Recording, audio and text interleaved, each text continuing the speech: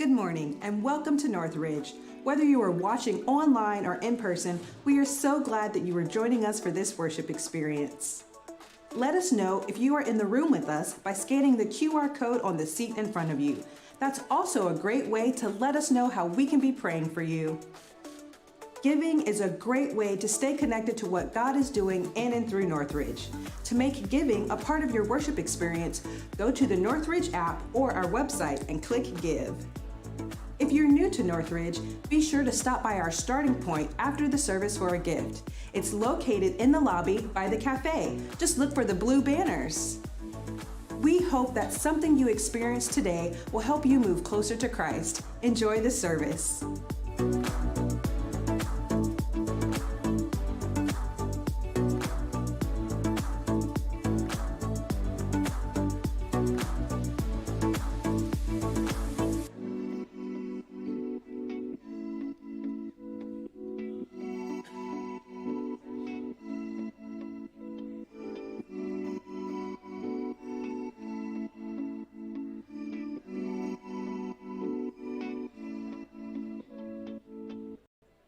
Good morning. How y'all doing? Good. So this morning we're talking all about community and why God's placed such an emphasis on community in our lives. We're going to sing a song. It's called God of the Promise. It's one that I'm sure most of y'all have sung here a whole bunch. But what I want us to think about when we're singing this is that it is a promise from God that our lives are going to be better when we're in a community of believers and when we're in a community of people who are passionate about worshiping Jesus. So let's stand. We're going to sing. We're going to worship. We're going to focus this morning on what it looks like to live out the promises that God's made to us. Let's worship.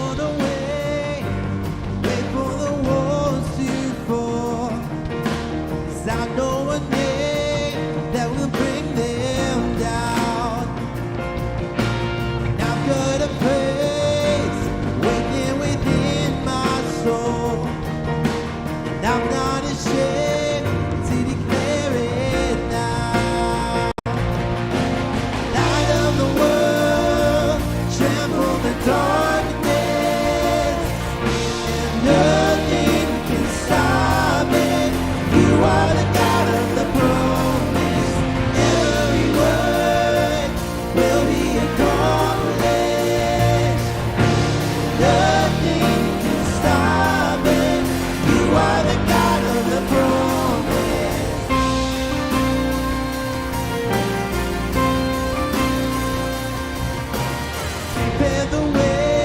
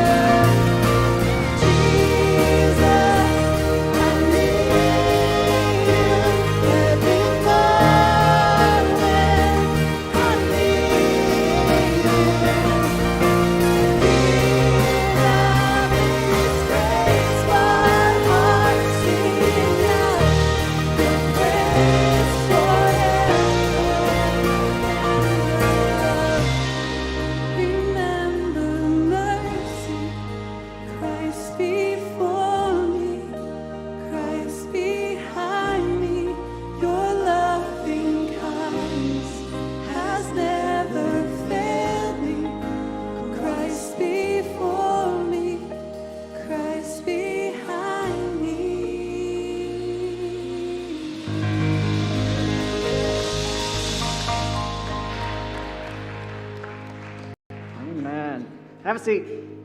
Good morning, guys.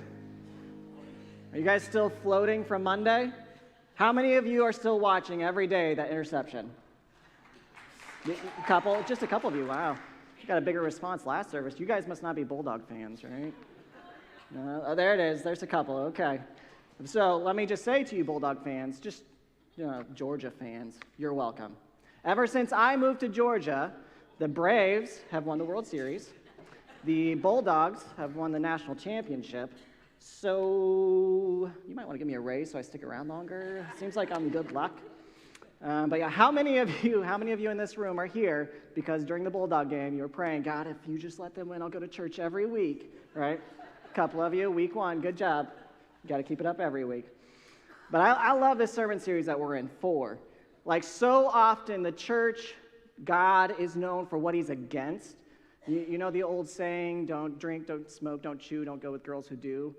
Like that was my parents. And like I think they probably had, don't like play cards, don't gamble, don't dance. Like that was my life growing up. It was what is God against? What's the church against? But here's the thing.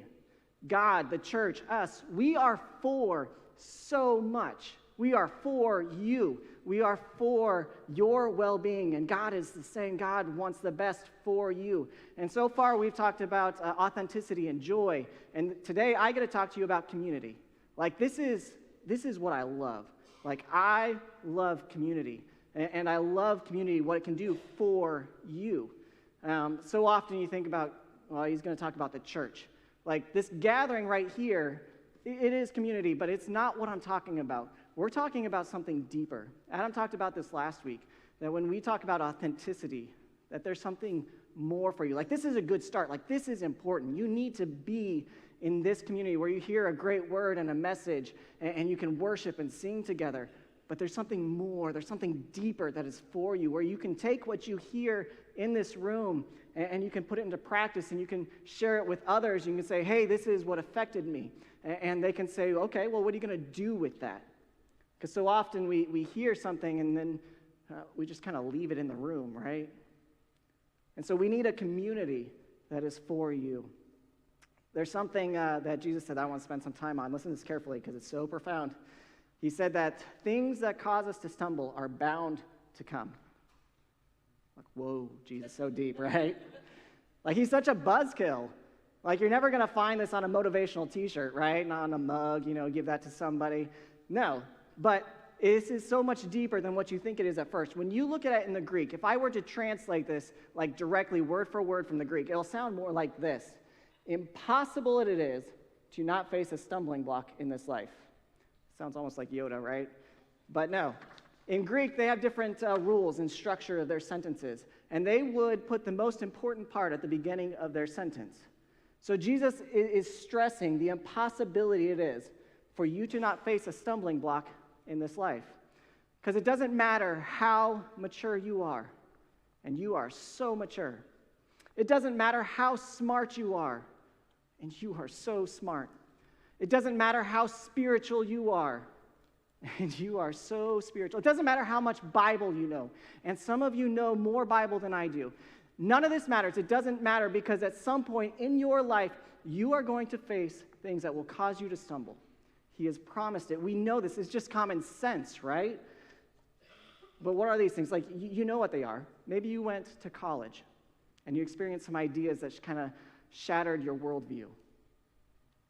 And you're like, is this God thing real? Maybe you moved, you got new friends, and you said, hey, it's Sunday, let's go to church. I'm like, church, what's that? Why would you go to church? You just kind of stopped going.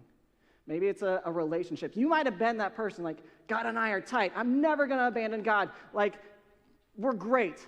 And then that person came into your life, and you became so infatuated with them that you just forgot about God. You just kind of stumbled out of it. What about wealth?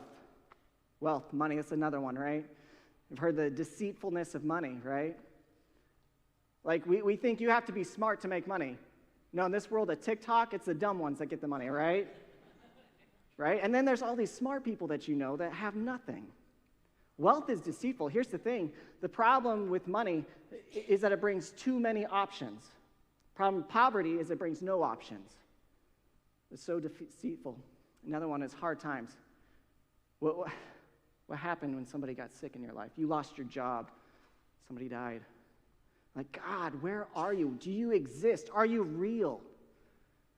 And you just kind of stumble out of it. God is saying it is impossible for you to go through life and not experience some things like this, things that come, and if it came at the right time, that you are just kind of weak, that you're just done. And here's where I get to community.